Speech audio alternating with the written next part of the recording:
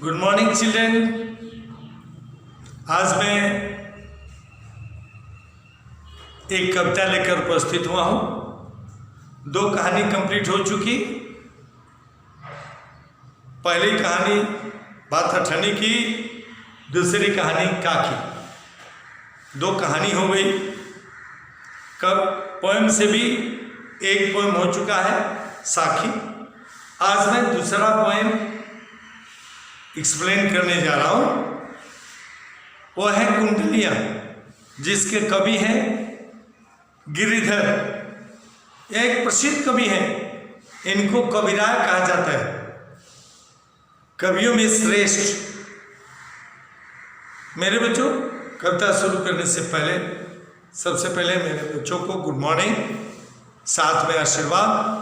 हमारे बच्चे सभी सेहतमंद रहें और पढ़ाई पर इसी तरह से ध्यान देते रहें। मेरे बच्चों, कविता कुंडलियाँ में कवि ने अनेक शिक्षा वाली बातें बताई हैं।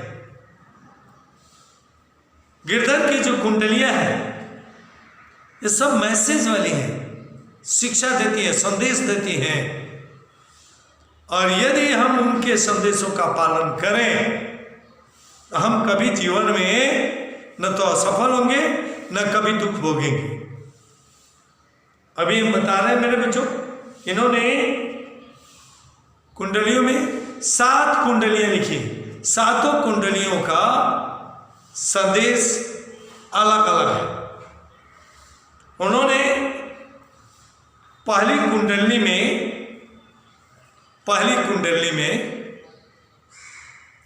कुंडलिया में उन्होंने लाठी की विशेषता बताई। लाठी, सरप्राइज मत हो मेरे बच्चों, लाठी। आजकल जमाना बंदूक, रिवॉल्वर, पिस्टल, बोलचाल की भाषा में ट्रैगर, खुखरी आदि का प्रचलन है। लेकिन मेरे बच्चों, ये सब जो हथियार हैं, इससे हम अपनी रक्षा करते हैं, लेकिन सजा भी हम पा जाते हैं। क्या कर रहे हैं गिरधर कवि? लाठी में एक गुण बहुत है, सदा रखिए संग। कह रहे हैं लाठी में बहुत गुण होता है। There are so many qualities, बहुत सारे गुण होते हैं लाठी में, इसलिए सदा अपने पास रखिए। इसका यह मतलब नहीं मेरे बच्चों कि शहर में घूमते रहो, लाठी लेकर घूमते रहो। नहीं, लाठी में कैसे गुण है? अकेले जा रहे हैं तो लाठी लेकर जाइए। ये कविता गांव वालों के लिए उपयुक्त है। खेतों में जा रहे हैं, फसल की रखवाली के लिए जा रहे हैं, कोई जानवर खेत में आ गया, कोई दुश्मन आ गया, कम से कम आत्मरक्षा के लिए लाठी बहुत उपयुक्त है। लाठी में एक गुण बहुत है, सदा रखिए संग। लाठी में बहुत सारे गुण हैं, इसीलिए सदा अपने पास रखना चाहिए। क्या करें? गहरी नदी नारी जहां तहां बचावे। यदि रास्ते में गहरी नदी मिल जाए, नाला मिल जाए, गड्ढा मिल जाए, तो लाठी उस नदी से, उस नाले से, उस गड्ढे से हमारी रक्षा करती है। कैसे?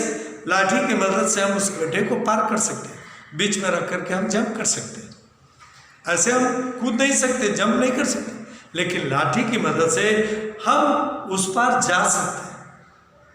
लाठी हमारे शरीर की रक्षा करती है। तह बचावे अंग झपटी कुत्ता का हमारे। यदि रास्ते में कुत्ता मिल गया जो भौं करते हुए काटने आ रहा है, यदि आपके पास लाठी है तो कुत्ते को मारने के बजाय कि वो लाठी पटको, कुत्ता भाग जाएगा। कुत्ते से भी हम अब रक्षा कर सकते हैं। कब? जब हमारे पास लाठी रहेगी। और आगे क्या मेरे बच्चों? दुश्मन दवागिर हो तीनों को उछारे। यदि रास्ते में दुश्मन मिल गया, वो लाठी देखते ही वो भी भाग जाएगा। उसके लिए भी वो लाठी दवा है, उसको भी हम भगा सकते हैं। कह कबीराय, कह गिरधर कबीराय, सुनो घुर के बाटे। गिरधर कवि कहते हैं कि हे राही, हे रास्ते पर अकेले चलने वाले राही, मेरी बात गौर से सुनो, लिसन केयरफुली। अकेले रास्ता तय करने वाले राही, एलोन चलने वाले राही, मेरी बात गौर से सुनो। क्या सुनो? सब हथियार छाड़, हाथ मह लीजिए लाठी। कह रहे हैं कि अपने हाथ के सारे हथियार को फेंक दीजिए, फेंक दीजिए, और उनके जगह हाथ में एक लाठी ले लीजिए, हाथ में एक लाठी ले लीजिए जो आपकी हर तरीके से रक्षा करे। ये रहा मेरे बच्चों लाठी की उपयोगिता पर, लाठी की उपयोगिता पर पहला कुंडली है, पहला कुंडली। सेकेंड मेरे बच्चों, आज फैशन का जमाना है, अच्छे अच्छे कपड़े पहनते हैं लोग, कीमती वस्त्र पहनते हैं, ऐसे कपड़े पहनते हैं जो कीमती तो होते हैं, किंतु न वे गर्मी बर्दाश्त कर पाते हैं और न सर्दी। कपड़े कीमती होते हैं किंतु वे कपड़े ठंड से न तो शरीर की रक्षा कर पाते हैं न गर्मी से। मेरे बच्चों पहले के जमाने में, आज से 25-30 साल पहले, लोग कहीं जाते थे अपने कंधे पर कंबल लेकर जरूर जाते थे, ब्लैंकेट।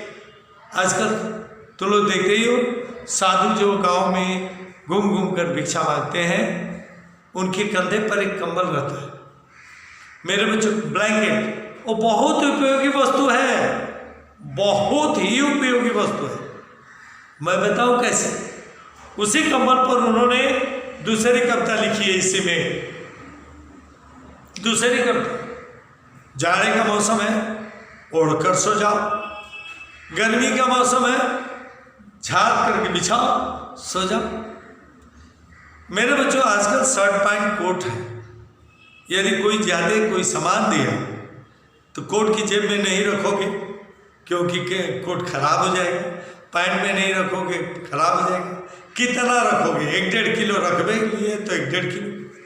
लेकिन मेरे बच्चों आपके पास कंबल है, ब्लैंकेट है, तो उसमें ढेर सारा सामान बांध दोगे, सर्दी गर्मी सबसे आपकी रक्षा करेगी। इसलिए कवि गिरधर ने कंबल की विशेषता पर दूसरी कविता लिखी। क्या कहते हैं? कमरी थोड़े दाम की बहुते आवे का। कंबल बहुत कम पैसे का मिलता है लेकिन बहुत काम में आता है, उसका बहुत उपयोग होता है। It comes in less amount, ये बहुत कम पैसे में आता है और ज्यादा काम में आता है, ज्यादा फायदा पहुंचाता है। कैसे? क्या क्या फायदे पहुंचाता है कंबल? देखो यहाँ, खासा मलमल वापता उनकर राखे में। कोई कितना भी कीमती कपड़ा क्यों न पहने हो, कीमती से कीमती मखमल का, रेशम का कपड़ा पहने हो, यदि कंबल हो जमीन पर सो नहीं सकते, सोएंगे कपड़े मैले हुए। कंबल है तो बिछाकर सो जाओ, कपड़े की रक्षा भी हो जाएगी, शरीर की भी रक्षा हो जाएगी। सर्दी का मौसम है, वो मखमल का कपड़ा या रेशम का, वो हमें सर्दी से नहीं बचा सकता। सर्दी से बचा सकता है तो केवल कंबल, ब्लैंकेट। तो वही है, खासा मलमल वाफदा उनकर राखे मान, कीमती से कीमती वस्त्र के मान की रक्षा केवल कंबल ही कर सकता है। उनकर राखे मान बंद जहां आड़े आवे, जहां मुसीबत आती है कंबल हमारी मदद कर देता है। बकुचा बांधे मोट, रात को झाड़ बिछावे, कोई बड़ा गठरी बांधा हो, कंबल फैला दो, उस पर रखो, बांधो और माथे पर लेके चल दो। सोचना नहीं पड़ेगा कि इतना सामान मैं कैसे ले जाऊं, कैसे ले जाऊं। मेरे बच्चों, बड़ा सा गठरी भी हम कंबल में बांधकर माथे पर रखकर ले जा सकते हैं, और रात को सोने की बारी आई तो जमीन को झाड़ कर, उसे कंबल को झाड़ कर बिछा कर उस पर सो सकते हैं। और क्या, कह गिरधर कबीराय मिलत है थोड़े दवरी।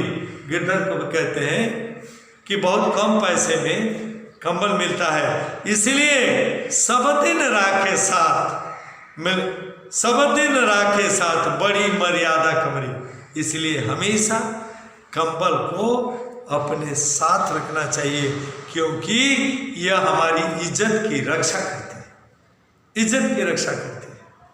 मेरे बच्चों, कभी आप लोगों ने कल्पना की है सर्दी के मौसम में किसी बारात में भाग लेने का? कितने अच्छे कपड़े पहने रहते हैं, स्वेटर और कोट भी पहने रहते हैं, लेकिन रात को जब ठंडी हवा चलती है वह कोट वह स्वेटर रक्षा नहीं करता। मन करता है उस समय कि कहीं से रजाई मिल जाए, कंबल मिल जाए, ताकि शरीर को गर्मी मिले। वह है कंबल मेरे बच्चों। अब मेरे बच्चों, तीसरी कविता, ये तो पहले कविता में लाठी की, दूसरी कविता में कंबल की, अब तीसरी कविता सुनो। तीसरी कविता में कवि ने बताया है कि जाति के आधार पर, on the base of caste, कपड़े के आधार पर, धन के आधार पर कोई बड़ा नहीं होता, कोई बड़ा नहीं होता। बड़ा होता है तो क्वालिटी के आधार पर, बड़ा होता है तो क्वालिटी के आधार पर, only on the base of quality not quantity. उसी को बताने की कोशिश किया लेखक ने। कोई बड़े कुल में जन्म ले लिया मेरे बच्चों, किंतु उसका आचरण खराब है, उसमें कोई क्वालिटी नहीं है, तो समझो कि वो कभी बड़ा नहीं हो सकता। कैसे?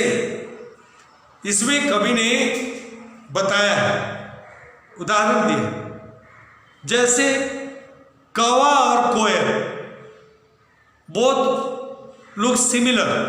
कौवा और कोयल दोनों एक समान दिखते हैं, दोनों ही रंग से काले होते हैं, दोनों ही रंग से काले होते हैं, लेकिन दोनों के क्वालिटी में जमीन आसमान का अंतर होता है। कैसे? कोयल की आवाज मीठी होती और कौवे की आवाज कड़वी होती, इसीलिए सभी कोयल की प्रशंसा करते हैं और कोयल का अनादर करते हैं। क्यों? दोनों का तो रंग एक है। कोयल की संख्या कम है, कौवों की संख्या अधिक है, लेकिन लोग कौवे की प्रशंसा नहीं करते, कोयल की करते, क्योंकि कोयल की आवाज मीठी है। इसीलिए समाज में केवल उसकी इज्जत अधिक होती है, उसको अधिक सम्मान मिलता है जिसमें क्वालिटी होता है, गुण होते हैं। जिनमें क्वालिटी नहीं होता, समाज उसकी इज्जत तक नहीं करता मेरे बच्चों। वही है तीसरा पोएम गिरधर कवि ने संदेश दिया। देखो, जैसे का लिसन है, गुण के गाहक सहस नर, बिन गुण लहे न कोई। गिरधर कवि कहते हैं समाज में लोग केवल गुणवानों की इज्जत करते हैं, गुणहीनों की नहीं। Those who don't have any quality, जिनके पास कुछ भी गुण नहीं है, लोग उनकी इज्जत नहीं करते। जिनमें बहुत सारे गुण हैं, लोग उन्हीं की इज्जत करते हैं। जैसे उदाहरण दिया है कवि ने कौवा और कोयल का। जैसे कागा कोकिला शब्द सुने सब कोई, जैसे कौवा और कोयल की आवाज सभी सुनते हैं, कौवा और कोयल की आवाज सभी सुनते हैं। शब्द सुने सब कोय कोकिला सबे सुहावन, सभी सुनते हैं, लेकिन कोयल की आवाज सबको अच्छी लगती है और कौवे की आवाज किसी को अच्छी नहीं लगती। दो को एक रंग काग सब भय पाओ, दोनों का रंग एक ही है, दोनों रंग से काले, लेकिन एक ही रंग होते हुए भी कोयल अच्छी लगती है और कौवा खराब होता है। क्यों? क्योंकि कोयल में क्वालिटी है, कौवे में कोई क्वालिटी नहीं है। कहा गिरधर कबीराय सुनो हूँ ठाकुर मन के। गिरधर कवि कहते हैं कि चतुर व्यक्तियों सुनो, यदि आप अपने आप को चतुर समझते हैं तो सुनो। क्या सुनो? बिनु गुण लहे न कोई सहज नर गाहक गुण के। बिनु गुण लहे न कोई, जो गुणहीन है लोग उनकी तरफ देखते ही नहीं। केवल यह हमारा समाज के लोग गुणवानों की ही कद्र करना जानता है। समाज के लोग गुणवानों की ही कद्र करते हैं, गुणहीनों की नहीं। ये रही तीसरी कविता, ये रही तीसरी। चौथी मेरे बच्चों आप लोगों के लिए याद रखो, स्टूडेंट लाइफ में बहुत सारे दोस्त बनते हैं। जब हम लोग क्लास में पूछते हैं who is your best friend, sir वो है, प्राय 10 बच्चों का आप लोग नाम गिना देते हैं। लेकिन आज समझिए, आज सच्चा मित्र कौन है? गिरधर कवि ने दिखाया who is your best friend. आपका सच्चा मित्र कौन है? सच्चा मित्र कोई एक होता है मेरे बच्चों। उसी को बताने के लिए कवि ने चौथी कविता की रचना की। चौथी क्या कर रहे हैं? साइंस और संसार में मतलब का व्यवहार। गिरधर कवि कहते हैं कि इस संसार में केवल अपने मतलब के लिए ही लोग रिश्ते बनाते हैं, मित्र बनाते हैं। सभी मतलब निकालने के लिए, अपना काम निकालने के लिए, बिना स्वार्थ के, बिना मतलब के कोई किसी से दोस्ती करता ही नहीं। हर रिश्ता रखता है तो किसी न किसी मतलब से, किसी न किसी स्वार्थ से। बिना स्वार्थ के, बिना मतलब के कोई रिश्तेदारी नहीं रखता। कैसे? जब लग पैसा गांठ में तब लग ताको यार। मेरे बच्चों, जब तक जेब में पैसे हैं तब तक आपके दोस्त आपके साथ आगे पीछे घूमते रहते हैं। वे सच्चे नहीं होते। आगे सुनो, तब लगे ताको यार, यार संग ही संग डोले। जब तक जेब में पैसे हैं दोस्त आगे पीछे घूमते ही रहते हैं। जहां जाओ साथ में दोस्त जाते हैं। लेकिन आगे क्या होता है? तब लगता को यार, यार संगी संग डोले। पैसा रहा ना पास, यार मुख से नहीं बोले। और वही जब जेब का पैसा खत्म हो जाता है मेरे बच्चों, साथ में चलने वाले दोस्त, आगे पीछे चलने वाले दोस्त साथ छोड़ देते हैं। साथ छोड़ देते हैं। सामने पड़ने पर मुख से दो शब्द तक नहीं बोलते। साथ घूमने की तो बात दूर रही, बोलते तक नहीं। आंखें फेर लेते हैं कि उनकी मदद न करनी पड़े। तो ऐसे साथ घूमने वाले, पैसे के समय साथ घूमने वाले हमारे सच्चे दोस्त नहीं होते। पैसा रहा ना पास, यार मुख से नहीं बोले। जब पैसा समाप्त हो जाता है वे मुख से बोलना भी छोड़ देते हैं। मेरे बच्चों, कहा गिरधर कबीराय जगत यही लेखा भाई। गिरधर कब कहते हैं कि यह संसार की रीति है। This is the system of this world. इस संसार की यही सिस्टम है, यही रीति है, यही नियम है कि पैसा रहने पर सभी दोस्त बनते हैं, पैसा न रहने पर कोई दोस्त नहीं बनता। किंतु परंतु क्या करत बेगरजी प्रीति यार बिरला कोई सा। किंतु सभी स्वार्थी मित्र नहीं होते। उनमें एक आध ऐसे भी मित्र होते हैं जो बिना स्वार्थ के दोस्ती करते हैं, जो बिना स्वार्थ के दोस्ती करते हैं, और वही हमारे सच्चे मित्र होते हैं। ये रहा मेरे बच्चों चौथा पॉइंट। पांचवा, ये भी दोस्ती की बात।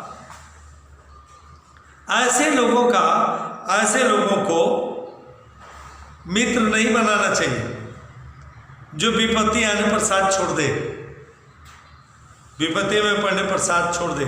उसका उदाहरण दिया है कवि ने पेड़ का, जैसे आंधी, तूफान, वर्षा या धूप, इनसे केवल मोटे पेड़ ही रक्षा कर सकते हैं। पतला पेड़ तो आंधी, धूप, तूफान, वर्षा से रक्षा नहीं कर पाते। कैसे?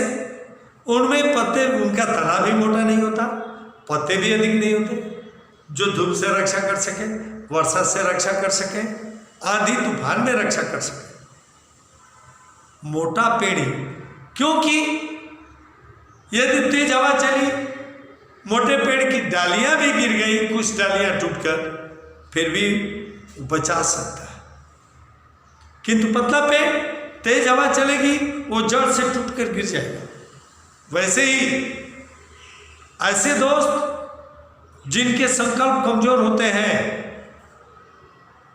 जो कमजोर दिल वाले होते हैं,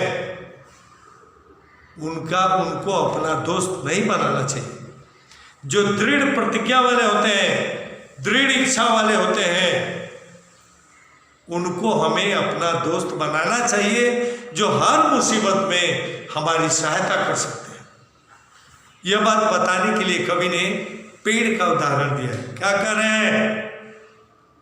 रहिए लटपट काट, दिन भर घामे में सोए, चांद बाकी बैठिए जो तरु पतरु होए। कवि कह रहे हैं, भले ही धूप में बैठकर, सनसाइन में बैठकर दिन बिता लीजिए, किंतु पतले पेड़ का सहारा मत लीजिए। क्यों? क्योंकि पतले पेड़ का सहारा न लेने के लिए कवि क्यों कर रहा है? कवि को लगता है कि पतले पेड़ का सहारा लेने से अच्छा है खुले आसमान के नीचे शरण ले लिया जाए, किंतु पतले पेड़ का नहीं। क्यों करें? जो तरु पतरु होए एक दिन धोखा दे है। जो पेड़ पतला हुआ एक दिन अवश्य धोखा देगा। कैसे धोखा देगा? जा दिन बहे बयार टूट तब जड़ से जे, जिस दिन तेज हवा चलेगी वो पतला पेड़ जड़ से टूटकर गिर जाएगा, लेकिन मोटा पेड़ नहीं गिरेगा। कह गिरधर कबीराय चाह मोटे की गहिए। गिरधर कवि कहते हैं सहारा लीजिए तो मोटे पेड़ का लीजिए। क्यों? पाती सब झड़ जाए तो छाए में रहिए। यदि तेज हवा के कारण उस पेड़ के पत्ते भी गिर गए, फिर भी आप छाया महसूस करेंगे, उसका मोटा तना आपकी रक्षा करेगा। इसलिए मित्रता हमें दृढ़ संकल्प वाले के साथ करनी चाहिए, कमजोर संकल्प के वाले के साथ नहीं करनी चाहिए। यह रहा मेरे बच्चों पांचवी, सेकेंड लास्ट अर्थात छठवीं कविता। मेरे बच्चों आप लोगों के लिए, उन लोगों के लिए नहीं जिनके पास पैसे अधिक नहीं, जो कमाते हैं और अपना पेट भर लेते हैं। समझ रहे हो मेरे बच्चों? हाँ, यदि आप लोग के घर में ज़्यादा पैसे हो, क्या करना चाहिए? यहाँ बताया इस पूरे कविता के माध्यम से, नंबर 6 पोएम के माध्यम से कवि ने दान धर्म करने के लिए उपदेश दिया है। दान धर्म करते रहना चाहिए, क्योंकि मेरे बच्चों घर में पैसा अधिक हो जाने से अहंकार बढ़ता है। अहंकार से बचे रहने के लिए केवल एक ही उपाय है कि हम धन का दान करते रहें, पुण्य कमाते रहें। मेरे बच्चों उदाहरण दिया है, जैसे नदी का पानी, नदी में नाव में बैठे हो, नाव में पानी भरने लगे तो नाव के डूब जाने का खतरा रहता है। डूबने से बचने के लिए करना क्या पड़ता है? नाव के पानी को दोनों हाथ से बाहर फेंकना पड़ता है, तब हम नाव में यात्रा करते समय बच सकते हैं। वैसे ही घर में पैसा बढ़ जाए तो घर के पैसे का दान करते रहना चाहिए। इससे हम अहंकार से बच सकते हैं। धर्म का भी काम हो जाएगा, अहंकार से भी बच जाएंगे। यही है हम दान पुण्य करने के लिए ही कभी ने इसमें संदेश दिया है। क्या करें? पानी बढ़े नाव में, घर में बढ़े नाव में पानी बढ़े या घर में पैसा बढ़े, दोनों एक समान है। दोनों के बढ़ने से जीवन खतरे में पड़ता है मेरे बच्चों।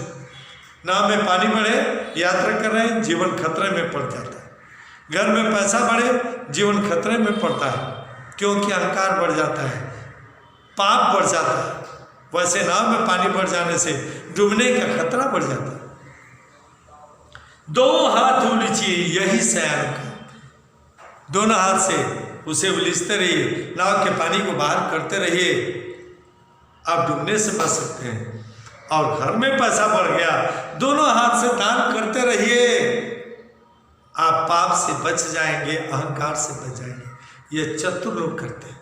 जो चतुर होते हैं, नाव में डूबने से बचने के लिए दोनों हाथ से पानी बाहर करते हैं और अपने को पाप और अहंकार से बचाने के लिए घर में पैसा बढ़ जाने पर जो चतुर लोग होते हैं उस पैसे का दान पुण्य अधिकारियों में लगाते हैं। परस्पर यही सयानों का लिसन है, यही सयानों का राम को सुमिरन कीजिए।